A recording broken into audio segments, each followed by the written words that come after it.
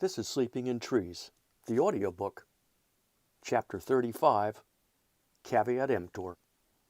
I was watching TV in the living room when Lobster wandered in. He asked me if I wanted to make some money. It was a summer Saturday, and I had time off from McDonald's, where I mostly flipped burgers as a grill man. Occasionally, I manned the fry station.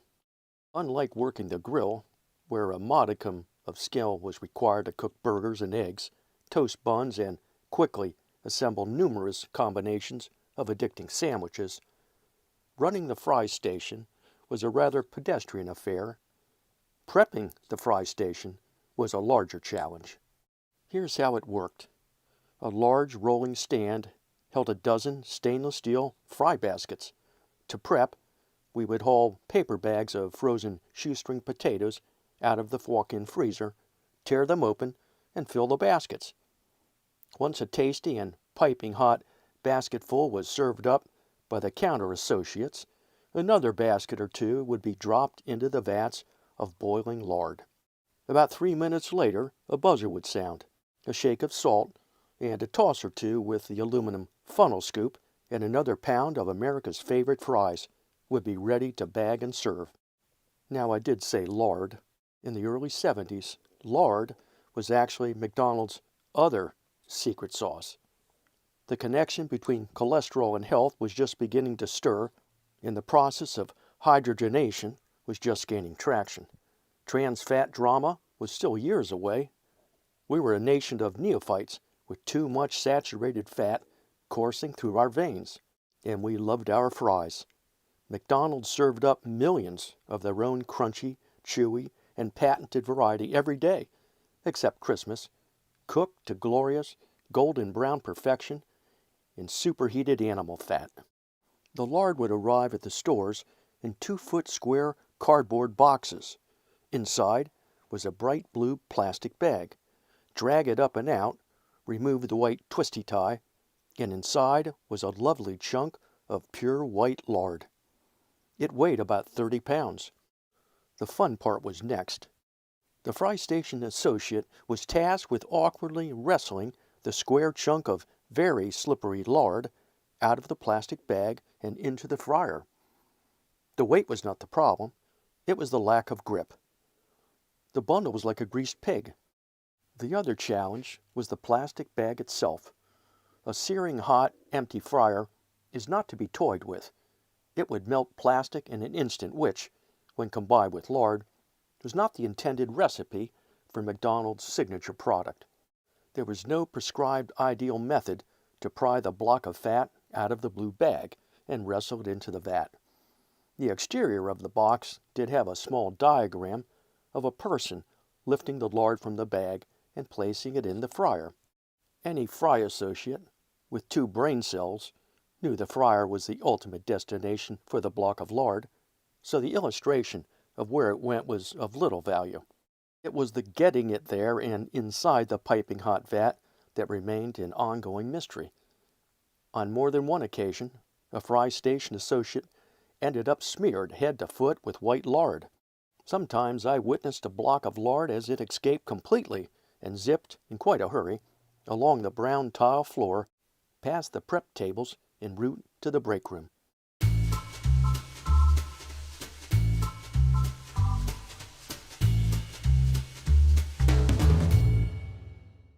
Back to Lobster's money-making scheme. He wanted to go fishing. He had heard that some kind of special game fish was running in the Gulf Stream, and he intended to fill the boat. He offered me a crisp $20 bill to cover him for a day of lifeguarding at the local country club while he took his 18-foot open fisherman out into the ocean in a feeble attempt to catch large fish. I use the word feeble only because, though there was much talk of catching fish, I did not recall ever seeing many caught fish, if any.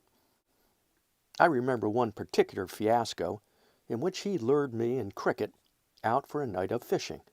The idea was to float along in the Gulf Stream in the dark, purportedly an area of tropical sea off of Florida's southeast coast literally teeming with hungry fish.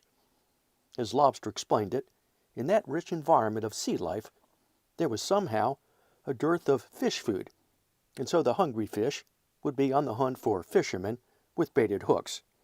I took the bait myself and headed out with him and Cricket. The actual evening was most pleasant on a calm, open ocean drifting about 80 miles northwest of Cuba. As I looked into the dark in a southeasterly direction, I wondered what Fidel might be up to at that very same moment. Perhaps he was putting the final touches on a bombastic political speech, or maybe discussing the disappointing yield of the latest sugarcane crop with a few of his retro revolutionaries, while sipping smuggled 12-year-old scotch and puffing on the world's finest embargoed cigars. For a few hours, it was a special and enjoyable experience. The stereo was oozing forth wave after wave of Pink Floyd. The clear sky overhead held at least 1 billion laser-white stars, and the slow trawling with baited hooks had us all rolling along with our own unique rhythms. I speculated that few places on Earth could compare to drifting on a becalmed Gulf Stream in the middle of the night with nothing but a few million galaxies arcing overhead. There were no game fish, at least that we could catch, but there were sharks. Some were quite large and aggressive. They appeared without warning from the dark waters below the boat and lurked nearby menacingly as they circled. Lobster and Cricket sported powerful police-issue spotlights so they could scan the water. I felt increasingly uncomfortable, worried about the weather kicking up at night, with us in an open fishing boat in shark-infested waters. Lobster and Cricket were drinking plenty of beer. I popped one myself to help mute my rising stress levels as I kept an eye on all the activities, both above and below water. About 3 a.m., the 357 Magnums appeared, and the shark hunting was on. I suggested that the gunfire might scare off the game fish or attract the Coast Guard. Lobster and Cricket were apparently concerned about neither. Pink Floyd's wall of sound was punctuated now and then by very loud bursts of gunfire followed by plumes of frothy ocean exploding upward with a dull thud. I sipped another beer. The night rolled on. The weather remained calm, the sharks dispersed, and we ran out of beer and bullets. Somehow, Lobster and Cricket, by sight alone, negotiated the way back to the same boat ramp from which we originally launched just as the sun was coming up, with not a single fish in the cooler. Lobster had suggested we might return with hundreds of dollars worth of fresh fish that we could then sell at a local market. To me it was a disappointment since I lost a night's sleep, made no money, took a fair amount of risk, and in the end, it was not that much fun.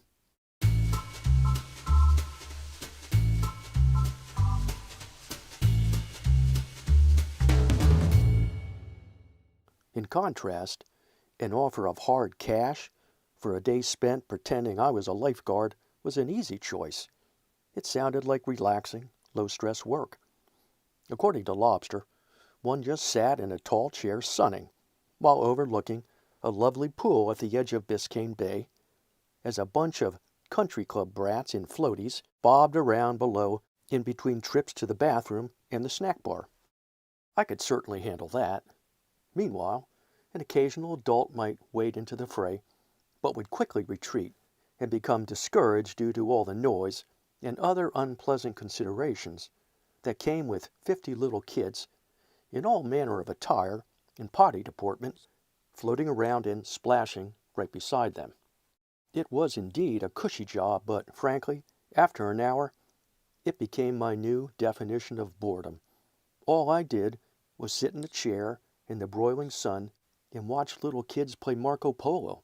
Occasionally, a teenage girl or attractive young mother would cruise by in a colorful bikini, but that was much too rare an occurrence to alter my view.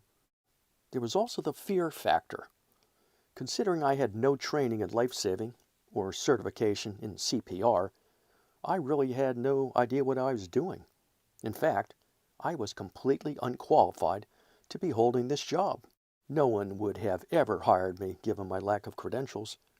I could swim proficiently, though. I sat up high in the commanding lifeguard's chair hot, sweaty, and concerned. I fidgeted. What might occur if one of the kids dog paddling below swallowed water the wrong way?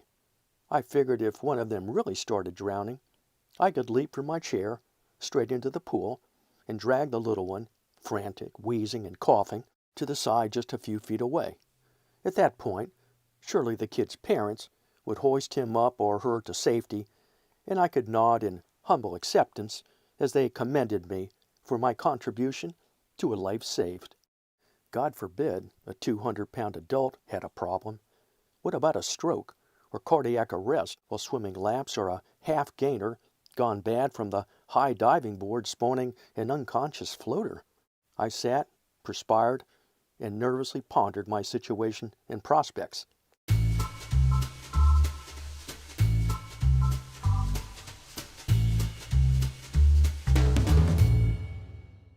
I was the mystery boy at the pool that morning, not an official employee of the club, nor part of the tight-knit group of staff at the pool and grill.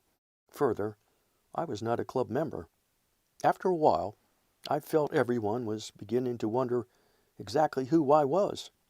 Maybe it was paranoia, but increasingly they seemed to be glancing my way. It was like the feeling one gets in a dream, arriving at school after having somehow forgotten to get dressed. It seemed odd to me that Lobster had not had me check in with his manager when I came on duty, but he had assured me that everything was cleared ahead of time with his boss. Besides, he said the manager was a busy man and would not want to be bothered with trivial administrative matters. By late morning I was hungry. I realized that if I wanted to eat, I would have to produce a member or employee number at the pool grill. Since I had neither, I began to wonder how I would last through the day without food or drink. Lobster had not considered how I would be nourished. Now I was not only overheated and deadly bored, but starving as well. Finally, after a few miserable hours in the chair, I climbed down and approached the grill. The older woman looked like she stepped straight from the Carnegie Deli in New York City. She could not have been more accommodating and greeted me with a friendly smile and a hearty hello, and called me honey. All she wanted was my employee number so she could ring up my order for a cheeseburger and fries. To my surprise, I recited it promptly. Months prior, I had worked for the same club, but out front as a valet parking cars, and my old employee number was conveniently retrieved from my memory. I even impressed myself with such a high-pressure response. She wrote it on the order slip and popped it into the line on the stainless steel track above the grill. Soon, with a country club cheeseburger, fries, and a Coca-Cola in hand, I walked with confidence back to my command post. Things were indeed looking up.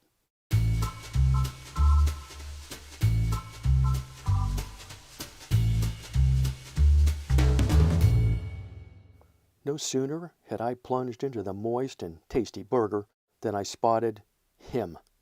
I did not know him, but he sure knew my brother, and I was obviously not him. This man embodied purpose and authority. As he moved through the pool area talking with the staff, he surveyed the grounds. Soon he glanced directly at me while talking with one of the waitresses, and did an instant double-take. He said something to her. She looked my way and shook her head. I was toast. I took one more glorious bite of the delightful cheeseburger, guessing lunch was over, while he turned and began to navigate lounge chairs and members as he marched straight my way. Our interaction was brief and somewhat stilted. He asked who I was. I responded that I was a lifeguard. He asked what lifeguard, and I explained the one that was replacing the other lifeguard, my brother, for the day. Why did my brother need to be replaced, he asked. I said he needed to go fishing because a sporting fish was running today out in the Gulf Stream, and he wanted to take advantage of the opportunity. Unable to contact his supervisor, on such short notice, he had been responsible enough to find a suitable replacement, me. The conversation deteriorated from there. He suggested that I was not a suitable replacement, though a monkey could probably stand in for my brother, and that not only was I not an employee of the club at this time, neither was Lobster. With that, he placed my half-eaten cheeseburger on a lounge chair. I was then escorted around the side of the pool and out to the parking lot.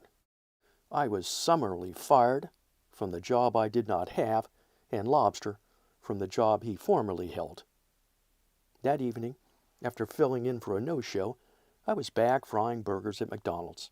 Though the grill area could get hot and I wasn't earning the big bucks Lobster offered, the pace was brisk, I was eminently qualified for the job, occupational risk was low, and the variety of satisfying fare I produced provided me with at least a modest feeling of pride and a sense of accomplishment. I thought of Lobster drifting in the Gulf Stream, attempting to catch sporting fish. I do not recall that he had success. Quickset concrete wasn't around in the 1960s, and I am thankful for that. Up next is Chapter 36, and it's called Concrete Eyes.